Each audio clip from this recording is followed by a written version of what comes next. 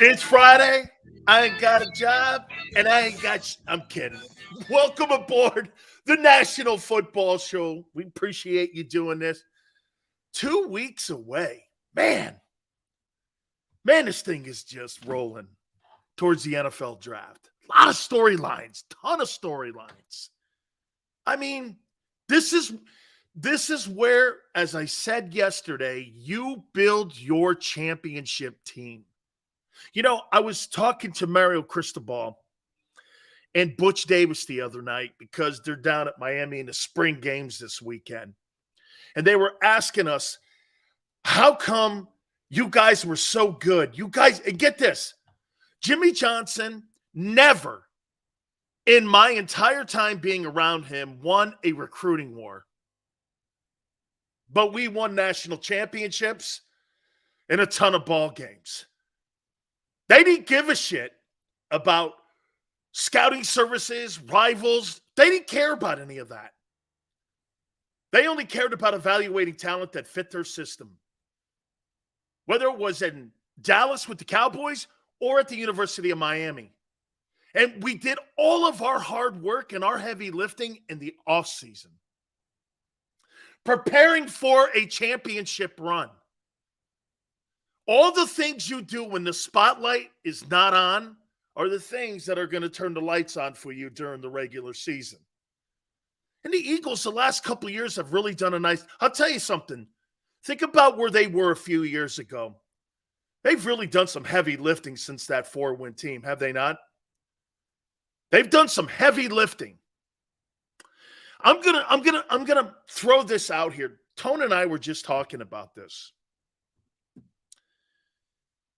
The reason that Howie does such a great job at trades, and the reason that Howie knows where to go, like New Orleans,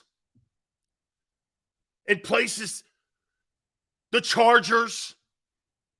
I saw the list of the best GMs. Big Sills has got his own list. I'm going to tell you who I think the top general managers are in the National Football League. Why do you think Howie does such a good job when it goes out and is looking for prospects and looking for potential trades? Why do you think he does such a good job at pro personnel?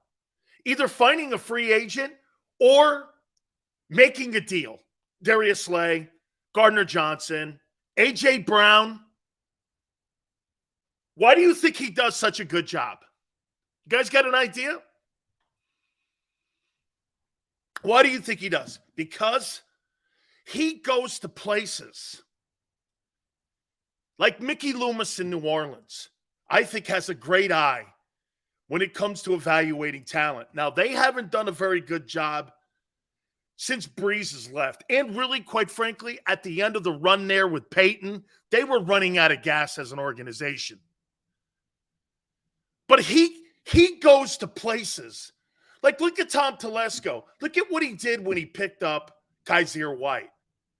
There's a lot of talent with the Chargers. They just got a shitty owner and a non-qualified head coach. They got certain pieces missing because you know why? The front office above Tom Telesco, the GM, is not very good. I covered the team. They're not that great.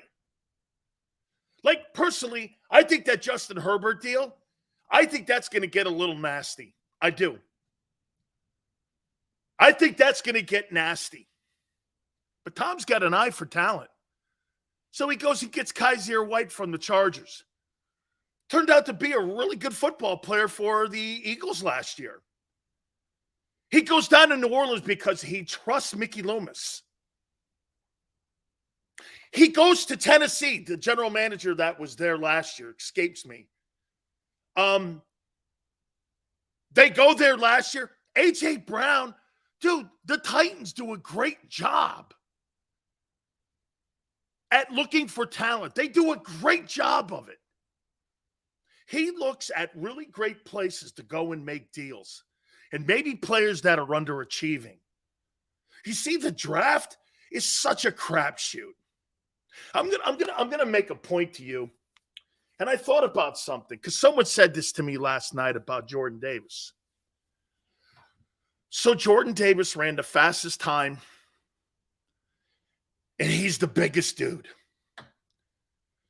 So Nolan Smith wows people this year. Okay? These guys are non-productive. Are you going to go down the same rabbit hole again for Nolan Smith that you went down last year with Jordan Davis? So these guys all did well when it came to running their shuttles. All did well doing the drills. So you're going to go down that road again with a guy who's not overly productive and didn't play a ton of ball games last year? Are you really going there again? Are you really going to exclude the tape and look more to the combines? Hey, quite frankly, Jordan Davis, in my opinion, will never live up to that combine that he put together. He'll never live up to that. He'll never be that guy. Like, watch this. He probably has more natural, gifted talents than Fletcher Cox. But so what? He ran a fast 40. Can you make plays? Are you around the ball? The answer is no. He's non-productive. And so you see the same thing here with Nolan Smith. He goes there and wows everybody in the building. 3 sacks, 2 sacks. Another non-productive guy. Those guys all play in the scheme. And it's a good scheme by Kirby Smart. Kirby, the guy who's the most productive is Carter. Watch him. All you got to do is just take your glasses and just watch it with your eye and go look at your eye test. Jalen Carter's the best football player that Georgia has had for 3 years because he's productive around the ball, in the backfield, making sacks. These Georgia guys get to the combines and they blow people away. Okay? Greg Miller goes, no, I'm going after Jalen Carter with all ammunition I have. Greg, you're right. Greg, Will Anderson, Jalen Carter, maybe Tyree Wilson, and Bijan Robinson. Those are the only players you take at 10. Those are the only players you invest the 10th pick with. The Eagles have a propensity of spending a lot of money on the offensive side of the ball, especially in the O-line. Why not add one more piece? We've been saying it all week. By the way, my boy Philly 500 is going to join us at 4:30. I'm hoping we're going to get Bill Romanowski on as well. Bill's got some business to do. Hopefully we can get the former Eagle linebacker and 4-time Super Bowl champion on with us. There's a lot of work to do here still. And personally, like I said, and I've been saying it the whole time, I think the front four of the Eagles and the corners are good. I think they're very good. I think the rest of your defense is not very good, and good quarterbacks will rip you apart like they have the last 2 years, and you have a lesser, hardier defense. Safeties and linebackers are not very good. I'll say it again to you. Until Nakobe Dean shows me he can play in this league, it's an incomplete report card. There's no bust on it. There's no, I think he's great. It's incomplete. That's not a rip. That's what it is. That's a fact. It's an incomplete on Jordan. Isn't it funny? These Georgia guys are turning out to be non-productive players. I mean, what Georgia player has come out of college outside of Pickens and has really burst on the scene at the college level where you went, man, that guy is something special? Can you name me a guy? Can you name me one Georgia dude in the Kirby Smart era? Let's see, Julio Jones, he's a Bama guy. Name me one Georgia guy. One Georgia guy in the Kirby Smart era that you went, holy shit. Guy's amazing. Can you name me one? They surely look like workout warriors. Name me one Georgia guy in the Kirby Smart era that you went, man, that guy is some ball player. I think Jalen Carter has all the makings of being the next Jerome Brown. I really do. Okay? I really do. Okay? Roquan Smith. Okay? Chubb. I thought Todd Gurley. Was Todd Gurley a Frank? Was he a Mark Richt guy or Kirby guy? I don't remember. Okay. So you've named me Roquan Smith. Okay. Roquan Smith. Roquan Smith. Okay. All right. And he just got traded to Baltimore. Chubb. Okay. Two dudes. One defensive guy. Pickens, I think, is going to be a good player in Pittsburgh. I think the kid Pickens is going to be good. I do. He looks like he's somebody that's going to be good. Okay? 3. You damn right, Latin. Roquan Smith. How many years has Kirby Smart been at Georgia now? How many years has he been there as head coach? How many years has Kirby Smart been the head coach at Georgia Bulldogs?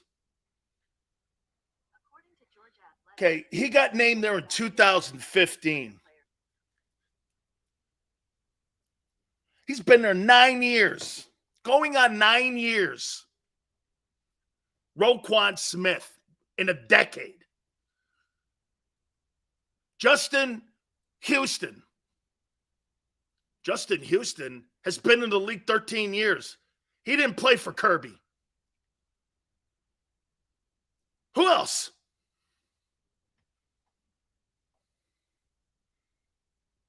Walker in Jacksonville? I think he'll be good. Like I said, give me an exceptional Georgia Bulldog. Chubb, Roquan Smith. Who else? Who else? That's like always doing this. How many people look around and go, Bob Knight was an absolutely great basketball coach at Indiana?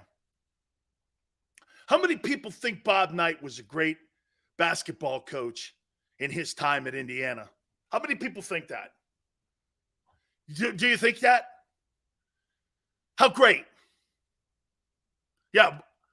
Hey, MCAS, I'm not talking about winning college championships. I'm talking about players going to the Eagles or going to NFL teams. Okay? He was. Steve says he was. He was a great coach. Outside of Isaiah Thomas, name me one basketball player that he coached that you went was exceptional. Kent Benson, not really. Scott May, not really. Woodson, not really. Name me one guy. Name me one guy that you went, Bob Knight had a superstar outside of Isaiah Thomas. He didn't have any in his 29 years there. He never had exceptional players. He had Isaiah. That's it. Okay? How about this one? Mike Krzyzewski. Who was his greatest basketball player? Let's see. Hill. I would say Kyrie Irving, who played like 5 games for him. Then who else?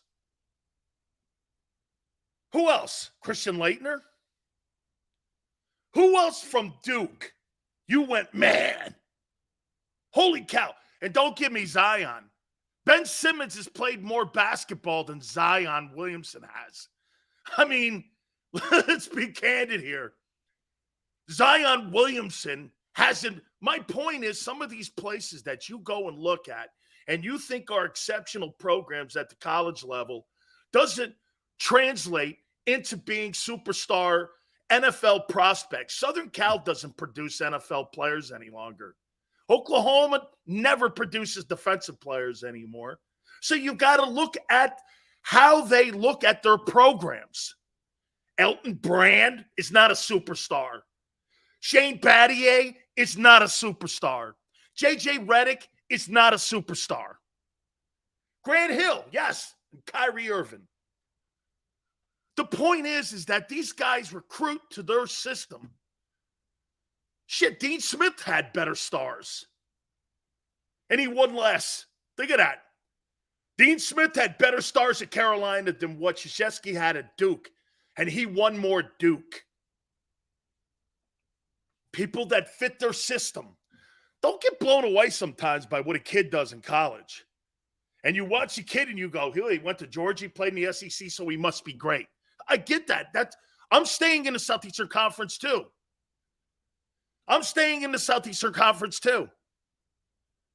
Okay?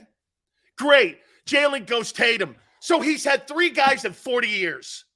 That's some number. You sound like you're drafting DBs with the Eagles again. You name me 3 guys in 40 years. 40 years. 3 guys in 40 years. How's that ratio? Tatum. Okay. Tatum, Grant Hill, Kyrie Irving. In 40 years. Congratulations to you. You really produced some really great superstars at Duke. Anything to try to even enhance the point more. He didn't recruit NBA stars and superstars. You can only do so much about a player. Whatever, Cody. You can only do so much about a player. That's why you suck in the draft, the Eagles do. You have sucked in the draft. You're exceptional when it comes to making deals and trades. Free agents. That's where you should.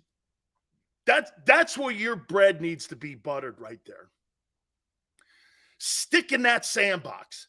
Because when it comes to drafting, you can't draft receivers. You can't draft DBs. You can't draft. Every single show I listen to in Philly, it's a sin of lies. Like Howie's some drafting genius. Okay? But again, like Tone says, hey, Sills, he may not drive a straight line to get to where you want, but he gets there. He's right. Does Howie hit a couple guardrails? Absolutely. I think personally, Howie probably hits less guardrails than any general manager in the NFL. But the most important thing that he misses on is a team, and it's the reason why you have to keep rebuilding your team every 4 years. You know why? Because he misses in the draft, or he'll overdraft. That's why when these free agent contracts come up, he constantly has to go back and remake the team. How many times has Howie Roseman remade the team in his 23 years being in the building? 10? Look at what they did in New England. They sat up in New England for 20 years. Well, they got the quarterback right. Dude, if you've got the quarterback right, like you guys think you do, your quarterback should be able to handle some of the misses that are on the team now. The way Mahomes is. You're paying Jalen Hurts, or you're going to, $50 million. You know why? Because at times you're going to have more players on the team. At times you're going to have less. What you don't want is a drop-off. That's why that kid in Kansas City is worth every cent he's making. He's probably underpaid. Patrick Mahomes is probably underpaid. Because nobody else has been able to duplicate what everyone wants. Pay their quarterback, give their guy their money, And if they have to go light in certain positions because they have to deal with a salary cap, so be it. If I have to get rid of Tyreek Hill, if I have to get rid of Honey Badger, so be it. Go out and win a Super Bowl. He does. M. Cass says Howie's last 2 drafts were good. Last year's draft did nothing for you. How do you know that? M. Cass says last year's draft was good. How do you know that? I gave it at least an incomplete. You think it was good? Wow, not me, man. If the draft is that much of a crapshoot, why not have a list and give up your early picks? He does. That's the formula right there. Green blood, that's the formula. See, to me, the 10th pick, I'm going to get to it here in a minute. The 10th pick is the pick to get quality assets with. The 30th pick is to get a starter. Here, let me go here. By the way, every single draft has a characteristic. What would you call this draft in 2 weeks? Wouldn't you put the word risky draft around this? Is this not a risky draft? Is the 2000 NFL draft a risky draft? Is it? Here, let me give you examples. You think it's a risk to draft a quarterback number 1 who's 5'10", 185? I would think so. You think it's a risk to draft Jalen Carter after all the off-field issues? You think it's a risk to draft Lucas Van Ness, who never started at Iowa, and is a situational pass rusher? You think it's a risk to draft Anthony Richardson? Do you think it's a risk to take a running back in the top 10?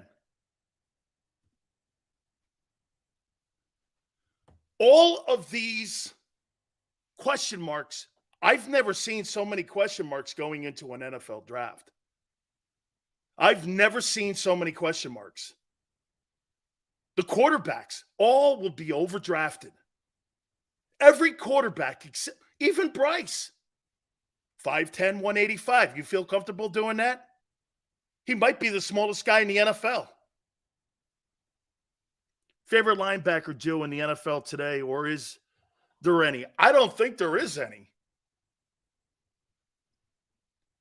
Latin Inferno, you take Carter if it takes us both the second-round picks in 24, plus the compensation picks they're getting. They can't use those compensation picks, but they know they're coming. Okay? Sells nothing ventured, nothing gained. Agreed, Joe. Joe, that's why, to me, we're going to get to this now. Here's 2 moves I thought about last night. Man, guys, let's go to the 3rd pick and get Will Anderson. Go get him. Dude, who would you rather have? Will Anderson at 6'4", 255, or a guy who's a workout warrior, Nolan Smith? Who would you rather have on your cornerstone on the other side? So you're going to put 2 dudes that are small dudes as your edge rushers. You get run over. Remember something, Hassan Reddick's not a good tackler. Can't cover. Exceptional in the pass rush. That's what he is. Okay, he's a situational pass rusher himself. And when they stopped having him going out in coverage, that's when that's when the whole fortunes changed. Here again, I got 3 moves. Well, probably 3 moves. Move up to 3. See if Arizona wants to make a move to 10. Switch picks. Arizona could get their pass rusher at 10. Arizona will get their pass rusher at 10. Anderson's the best player in the draft. That'd be hard for them to move off of him, I think. Okay? I think the Bears are going to get an O-lineman. I think they're going to get the kid from Northwestern. I don't think they're going to go defense. People keep saying that Jalen Carter's going to go to Chicago because the coach in the building's a defensive-minded guy in Uberflus. No way. Remember what we've been saying? You got to protect your quarterback. You got to start building around your quarterback and helping him. Getting a defensive tackle has got question marks and you have no leadership and you're building it all. If Roquan Smith is still with the Bears, you might want to go with Jalen Carter. But since you have nothing in the building there, you got to build that team around that quarterback. The Bears have to start getting smart. Jalen Carter doesn't help you. Skornowski helps you because it shows that you're trying to build around your quarterback. The Bears are all over the map. You let a guy go for $100 million to Baltimore, then you turn around and you sign $120 million worth of linebackers. I don't get it. You're all over the map. Howie's never over the line in – I kind of seeing where he is. See, let me tell you what the practice has been. It's not been to rip Howie. It's to try to find out how he maneuvers. And I think Merrill Reese said it great yesterday. Howie's unpredictable, but there's still a formula in how they look at things. Okay? Do they value the running back? You know, I hear that all the time. The Eagles don't value the running back. Well, the Eagles now have to start valuing the running back. Why? Well, because you run an RPO offense. That changes your mentality. They don't have to give a shit about a running back in Kansas City. Why? They could play a seventh rounder because you got Patrick Mahomes, who's a 7-step drop guy. That guy only has to be decent. Patrick Mahomes is not going to carry the ball 17 times a game. Your guy is. Your guy is. Your guy's going to carry a lot of the mail for them. He's going to take punishment. It's a different look. How about this? Do you not agree building the team around Carson Wentz versus building the team around Jalen Hurts is completely different? It's completely different. And for the record, Carson Wentz had less talent when he threw for 4,000 yards. Alshon Jeffries, okay, sure. Ertz was good, sure. Committee of running backs, okay. There's more talent now with Jalen. Jalen's got more talent. Receivers are better. Tight end is as good. O-line is probably better than what Wentz had. By the way, it's not to say who's better or not. I'm just saying he's got a better team. And he's got a better offense around him. And it's different.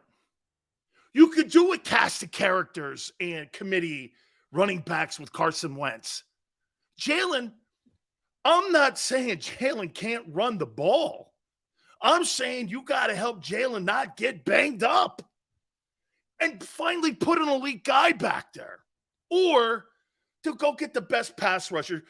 Don't go and get the third best evaluated pass rusher at 10. That's so dumb. I like Paris Johnson at 10 in a heartbeat. So that makes sense. It helps Jalen. It helps Kenneth Gainwell.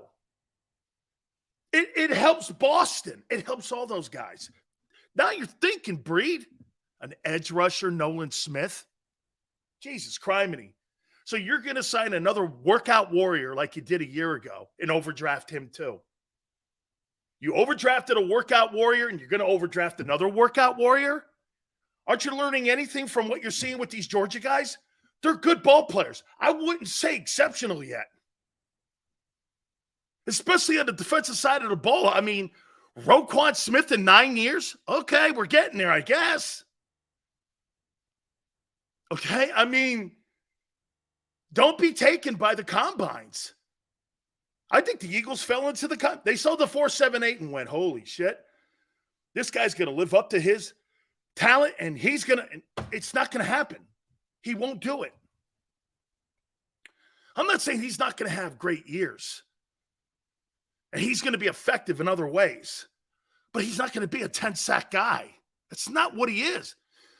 I heard something the other day. He had one hit on the quarterback all year. He doesn't get to the quarterback. He doesn't. And people go, this is what Tone and I talk about. And Philly 500 too, by the way. So does it matter what the position is or the player is? Why does that matter so much if you put a player on your football team, he can help you win the Super Bowl? How should that even be an equation? Well, we don't value the position. Even though so wait a minute, you don't value a position that can help you win a Super Bowl? Then you're not going to win it.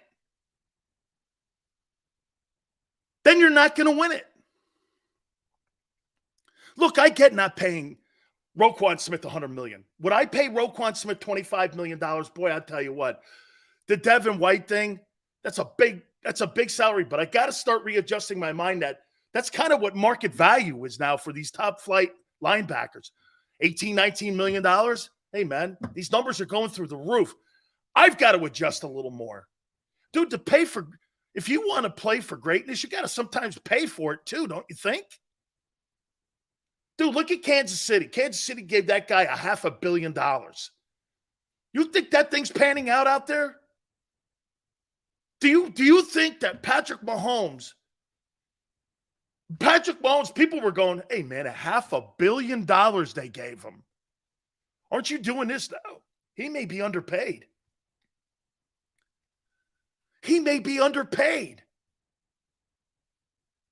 Dude, Roquan Smith's a fine ball player. But $100 million on the Ravens? Does that help Lamar Jackson? OBJ helps him more than Roquan Smith. Okay? Roquan Smith doesn't help Lamar Jackson stay in Baltimore. It doesn't. By the way, real quick, I want to show you something else here. If I'm Dexter Lawrence and I'm Saquon Barkley, I am two pissed off players right now that you gave a C player and Daniel Jones $45 million, and the two best players on your team, you're nickel and diming them. If I'm Dexter Lawrence and Barkley, I'm looking at that general manager and I'm looking at Brian Dable going, you gave the lesser player more money? Why? You got problems in New York.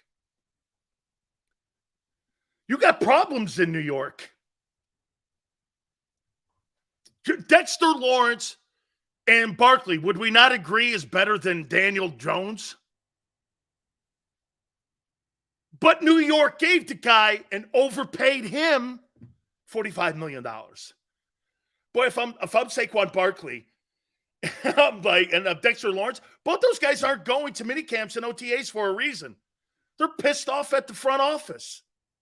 You gave the lesser player more money and you won't address us. That's a good thing for the Eagles. That's a great thing for the Eagles.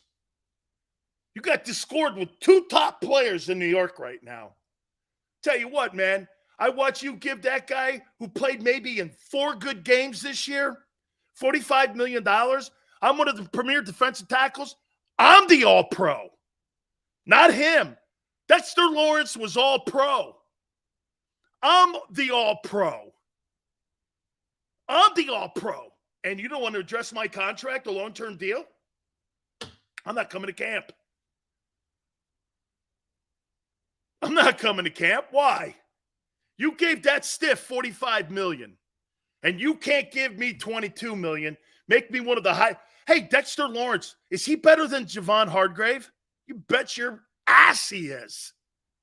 He must be looking at the Javon Hargrave deal in New York going like this. Man, I'm better than that guy. He is better. Okay? He is better. See what you have sometimes with organizations fumbling the ball? As good as Brian Dable was last year, you got two of your best players pissed off at you now. Brian Dable's got a lot to say because he brought the dude down from Buffalo with him to New York. Dude, honestly, I mean, they think he's Ray Lewis. Yeah, okay, well, wake me up when I see that. Dexter Lawrence Dexter Lawrence is a great ball player. We got the same problem out here in San Francisco paying other premium positions on the roster, not the freaking quarterback enough bucks. Hey, all I can say to you, 49er talk, your coach can't protect your quarterback. He could never. When he was the OC in Washington, he got RG3 killed. Garoppolo's been banged up the entire time that he was in San Fran. Purdy's hurt. Trey Lance is hurt. You know, is it coincidence that 5 guys that he's coached end the season on IR? But he's a great play caller. Dude, protect your guy. You might get through an NFC Championship game one day. Kyle Shanahan does the worst job on the planet at protecting his quarterbacks. That's what I'm trying to do here with Jalen. What protects the quarterback and what gives him a chance? Here, let's do why not answer the simplest question? What gives here? Don't even if it's not the draft, what gives Jalen Hurts the best chance to win the Super Bowl and beat? How do you repeat as NFC East champions and beat Kansas City? What's the one thing you need on your team? I don't care. Whatever you say, let me hear it. What do you think helps Jalen Hurts? An edge rusher?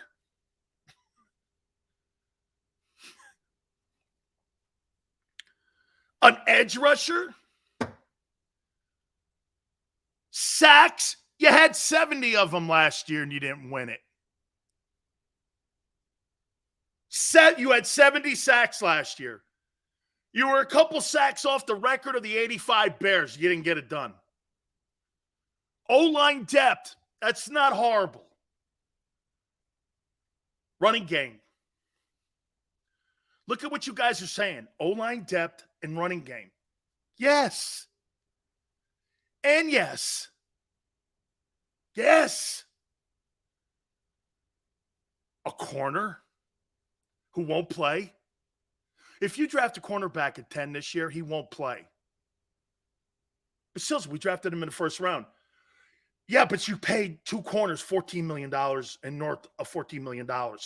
You pay him, you play him. He won't play.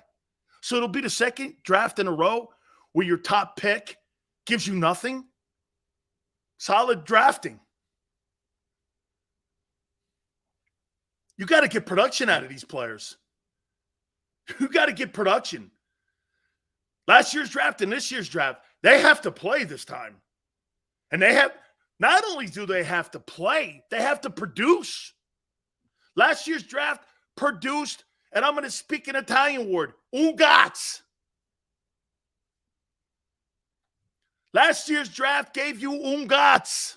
Nada, nothing.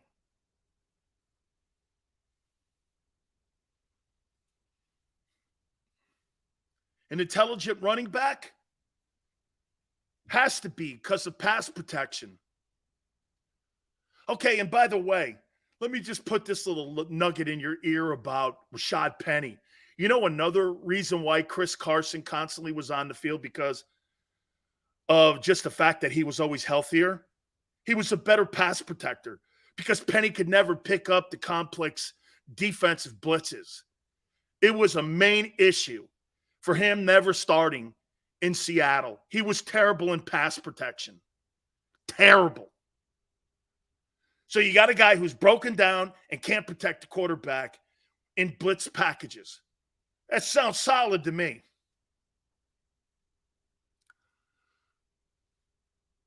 Bijan can't pass protect. So wait a minute here. So Breed brings a good point up. So Breed, you have the richest offensive line in the National Football League. And if it so happens that Bijan's not the best, you're paying over almost $100 million in that offensive line. And you're telling me that a guy who could get you 1,500 yards and maybe 70 catches and is an elite back, well, he's not the best at pass protection. Well, guess what? I spend a shitload of money on the salary cap in that O-line. That's okay.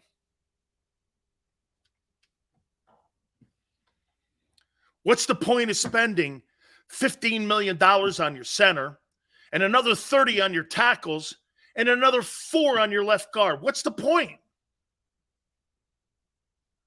Gibbs is not better. He's cheaper. You could teach a back to pass protect. Really? Couldn't teach Rashad Penny? Oh, that's right, because he was never on the field. That's right. That's right. You think Miles Sanders was some sort of like demon in pass protection? Wasn't bad. I wouldn't put him up there with Emmett. Emmett was exceptional.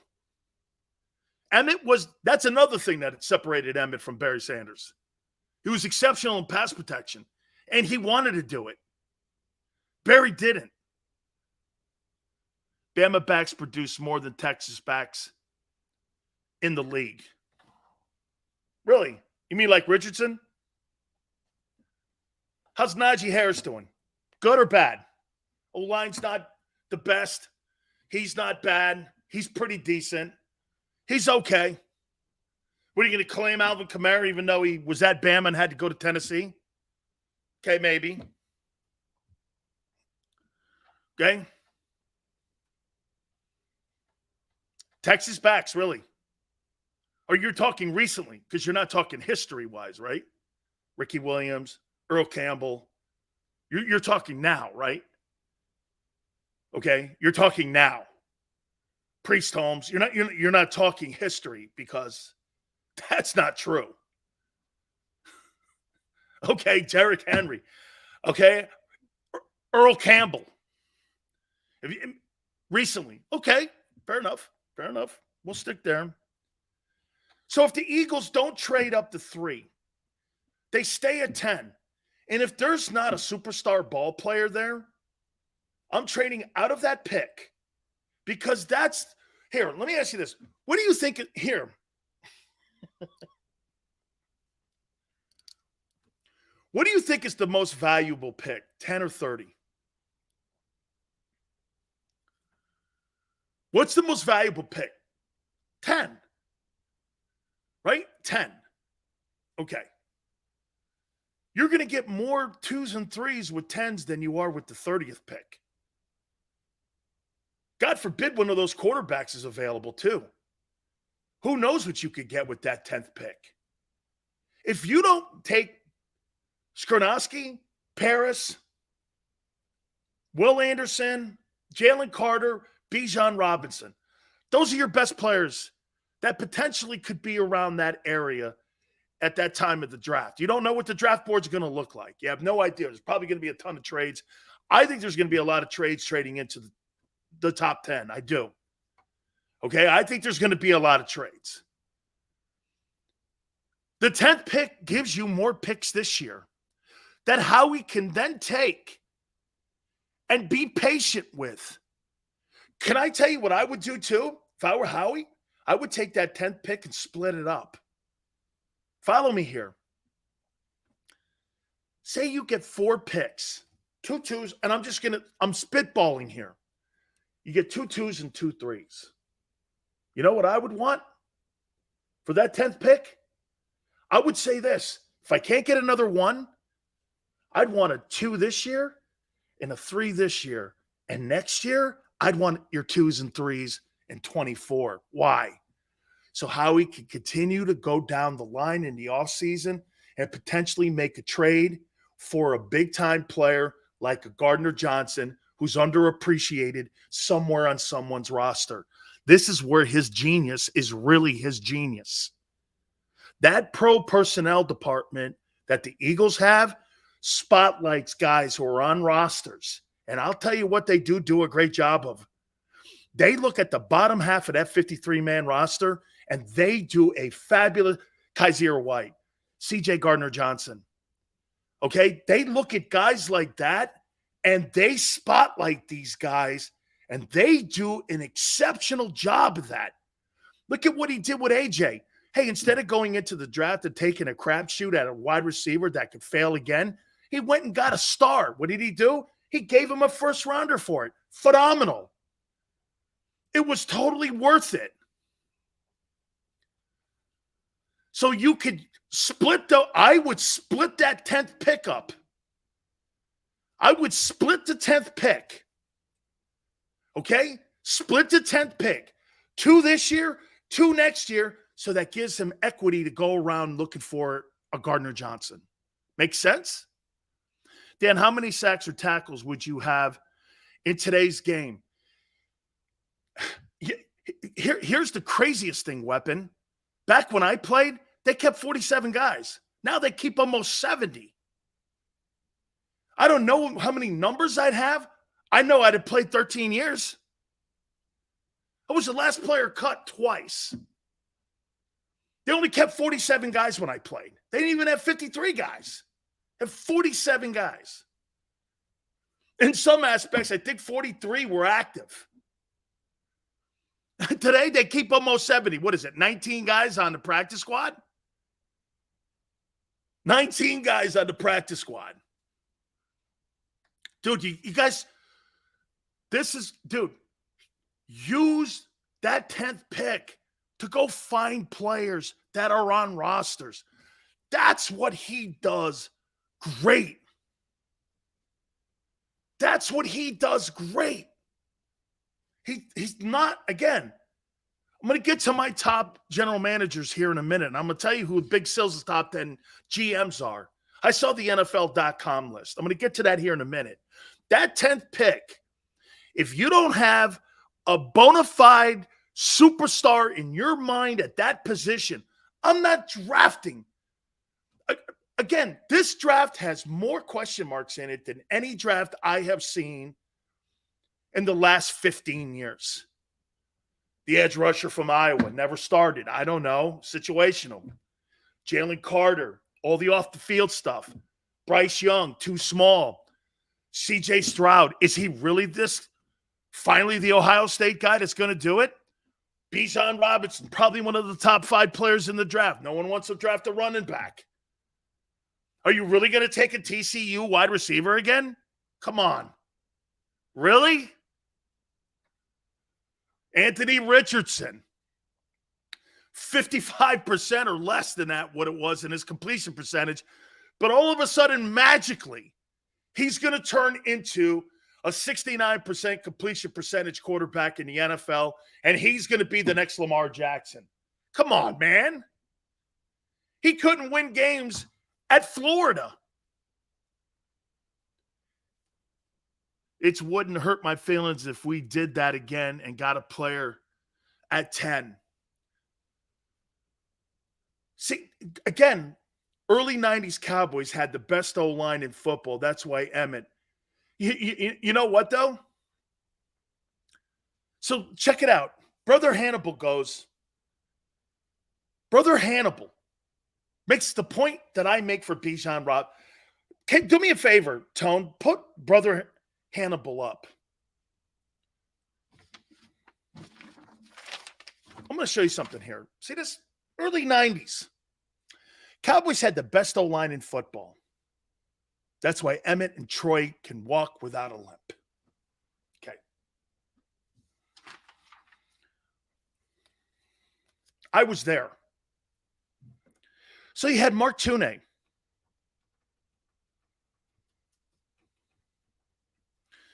Who was a defensive tackle at UCLA and transferred to Hawaii. Dear friend of mine from Oceanside, California. Okay? moved him around. He was there for Landry. You Kevin Gogan,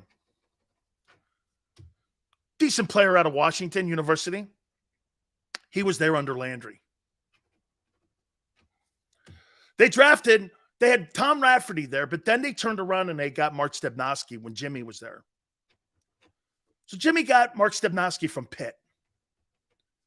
Nate Newton is another Landry guy. Right tackle. Who was the right tackle the first Super Bowl? Was it Eric Williams? I think it was Eric. Okay. So Jimmy drafted two guys in that old line. Do you know the majority? Actually, what it was Gogan played tackle and a guy named Crawford Kerr played guard. That's what it was. All those guys, except for the center, were drafted by Tom Landry. Tom Landry's last year in Dallas, they won 4 games. What happened when Jimmy put Emmett in that field? He turned that offensive line of castoffs, that same old line that Tom Landry had, his last 3 years in the NFL, turned that line into the best line in football. Why? Because he put a premium back there. And that premium back made Nate look like the Pro Bowler, made Kevin Gogan look better, made Stepnoski the transition from guard to center, made Mark Tunay an All-Pro. Can you imagine putting an elite running back behind the Eagle running back? Or the running offensive line? Can you imagine doing that? Putting finally an elite guy back there? Tony, you guys listening to me? You can take a line that's the best line in football and make it even more exceptional by putting a more exceptional player back there. Everyone goes, Emmett played behind the best O-line in football. That's not true. Prior to him getting there, they got Steve Pallor killed, Danny White killed. They did nothing with that famous O-line. Nothing. They put an elite back there. Emmett transformed that line himself into the top line. There were no first-round draft choices on that line. There weren't the equity and commodities that they had to spend in Philadelphia like they did in Dallas. That's a misnomer. Everyone assumes that the Cowboys went out and spent a ton of money. All those guys, almost every one of them but one, was a Tom Landry guy. Every one of them. And the Cowboys did nothing with that line. Okay? Nothing. They got an elite back. Michael Irvin was a wide receiver on that Landry team. That's who. Michael Irvin wasn't drafted by Jimmy Johnson. He was drafted by Tom Landry. Now, see how people don't remember history? Well, the Cowboys were wonderful. Jimmy had already an O-line 90% intact. All he needed was the bell cow. And he got it. And Emmett changed that line. Not that line helping Emmett. Everyone always goes, well, Emmett had the better line than Barry. Emmett was the better player. Barry's great. Emmett was the better player. Am I wrong? Stepnoski was the only guy that Jimmy put on that team. Once he got Emmett, then Eric Williams came. He added 2 guys to the 5. 2. Emmett had the better O-line. Oh, yeah, okay. It's not true. My job requirements have stunk over the last month, but listening to you talk about the draft has been saving me. Drop back, draft Bijan, stock up picks. Let's see what a star does behind our O-line. Can you imagine that, John? And I appreciate that. And John, do me a favor. Keep the chin up, dude. Don't let anybody ever beat you. Don't let anybody beat you. Don't let anyone change you. Keep the chin up. On this show, the people that follow us, they keep their chins up. Okay? Because we get to get away from the nastiness in the world. I'm rooting for you, brother. Thank you very much. Okay? Appreciate it. You put an elite running back behind that old line. I think this is where Tone is with me. I know that Philly is with me. But guys, you've never had an elite back since Brian Westbrook. Brian Westbrook on that old line, good night, oh my, he'd have 100 catches. I think he'd have 100 catches. I think he'd beat Christian McCaffrey at his back. Brian Westbrook would be the highest paid running back in today's NFL if he played behind that old line. I'm convinced. Shady? Holy shit. If you had Shady McCoy behind that line, he'd get 1,800 yards, 1,900 yards. And dude, can you imagine the efficiency that the Eagles would be if you had an elite? Okay, let me ask you this. Brian, thank you. Okay. LaShawn McCoy's better than Miles Sanders. He's better than Miles Sanders. And Miles Sanders had 1,300 yards behind that line. Shady's better. Are you crazy? Shady'd have 1,800 yards behind that line. Here, let me ask you this. You put Derrick Henry on the Eagles. What do you think he would do? What would you guys done Kansas City in a Super Bowl? With your wideouts, your tight end, and your O-line, Derrick Henry and Jalen Hurts. Oh, wait, you want Myles Murphy. What would Derrick Henry do? Would you guys have beaten Kansas City if you had Derrick Henry on your team?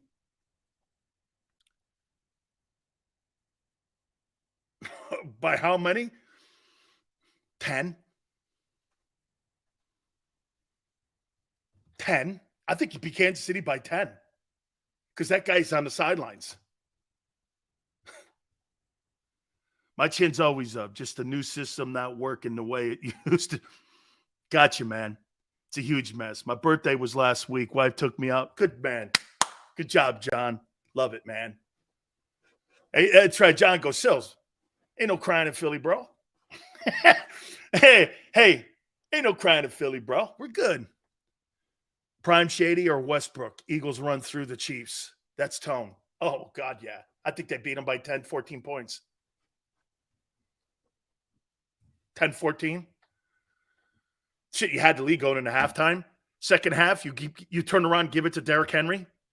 He gets 156 yards. You know what you guys are doing? You're up and down Broad. Celebrating another one on greased poles. Can I say that? So why wouldn't you have a chance to do it now? And you don't have to pay Derrick Henry $13, $14 million. Okay? You don't have to do that. Get a guy in the draft. Get this. I don't want to pay for it. And I don't want to give the 10th pickup. For an elite player, you'd rather go with the third-rated edge rusher or the second-rated cornerback versus the fifth best player in the draft. How are you putting that together with it's not what the Eagles do. Well, drafting a quarterback in the second round after giving a guy $38 million a year, it's not something they usually do either. Okay?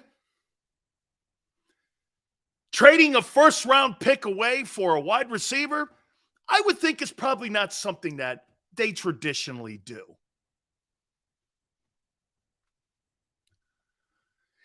Every single move that he makes over these next 2 years has to have the quarterback's success in mind.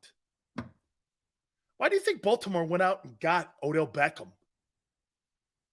What, for more Instagram followers or more Twitter followers? Henry would average 2,000 yards a season. He did. Yeah. Wow, can you imagine him running behind Jason Kelsey or Jordan Mulatto or Lane or Landon? Oof. Man, Hey, I will take this too if you want to do this. I'll give Tennessee the 30th pick for Derrick Henry. I'll draft Johnson at 10, put him at right guard. Let's go to work. Hey, how would that look? Be 6'6" across the line, except for the center who's HOF. And you got the moving refrigerator behind. Dude, Jalen Hurts might throw for 5,000 yards. That's one of the reasons why I always told you, Jalen's not going to throw for 4,000 yards. He's going to be banged up too much to throw for that. He's just not. Does he have the ability? Yes. But he won't have the health. Are you guys under the notion that I thought Jalen Hurts couldn't throw for 4,000 yards last year? It's not that I said that he couldn't. I said he won't. Because he'll miss games. And he did. He's not going to throw for 30 touchdowns. Why? Not because he can't, because he won't.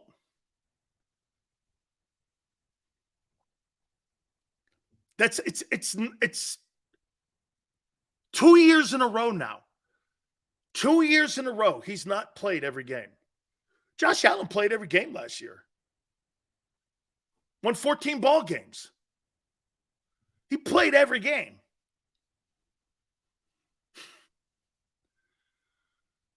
But can you get him to throw for 4,000 yards, though? With talented people around him. He's not Patrick Mahomes, dude. Here, Jalen Hurts is not throwing you into a Super Bowl without A.J. Brown, Devontae Smith, and no running game. And half the O-line. That's what the kid in Kansas City, why he's paid that money. On that offense, outside of Travis Kelce, name me one dude that's worth a shit. Orlando Brown, okay? Orlando Brown and Travis Kelce. Who else? Juju Smith-Schuster? Freddie Pacheco, the running back? There's nothing on that offense. It's a solid group of dudes that guy turns into stars. That's why you pay a guy $50 million. Jalen's not winning a Super Bowl with that offense. You think Jalen Hurts would have went to the Super Bowl with Kansas City's offense? And that defense. Never happened. Never happened. Center's good. He is. Todd, he is. Center's good. Center's good. The center and left tackle. But not like Philadelphia. Hall of Fame center. 2 bookend tackles at $15 million. And a left guard who's emerging to be the replacement for Zach Martin as the best offensive guard in the NFC. Landon Dickerson is developing into a heck of a ball player.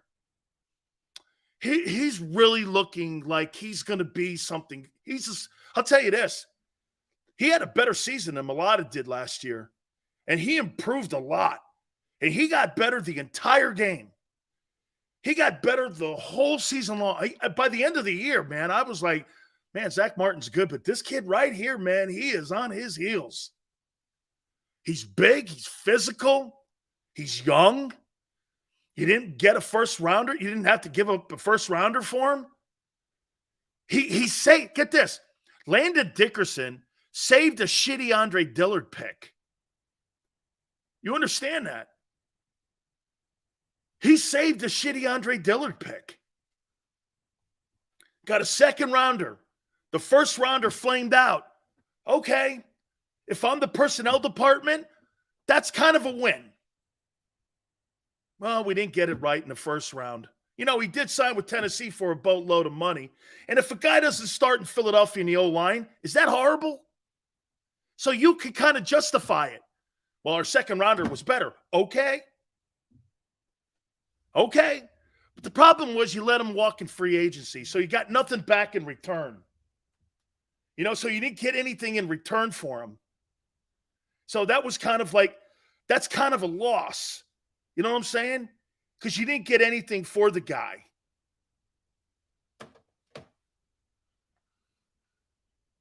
Look at Andrew. Andrew, no comment. Dickerson was hurt all year too. He's a great football player. He's a great football player. Absolutely great football player. All right. I got to take a timeout, and I'm going to tell you my top 10 general managers. I saw the list. It's a pretty good list. My list is way different, though, than what those guys had. At 4:30, we're going to have our friend Philly 500. And I'm going to do a little more at the 10th pick here. Guys, I'm not ripping anybody here. I'm trying to win a Super Bowl. That's all I'm trying to do here. Okay? You guys can say, I'm pointing out to you. Listen, I'm trying to eliminate mistakes. Don't go drafting people that you're going to take gamble. This is a gamble draft. There's 5 wild players. The rest of them are gambles. Okay, even the wild players are gambles. But you want to go down and get this. Draft Joey Porter. Manny Diaz personally told me himself he thinks he's too slow. He's more of a safety.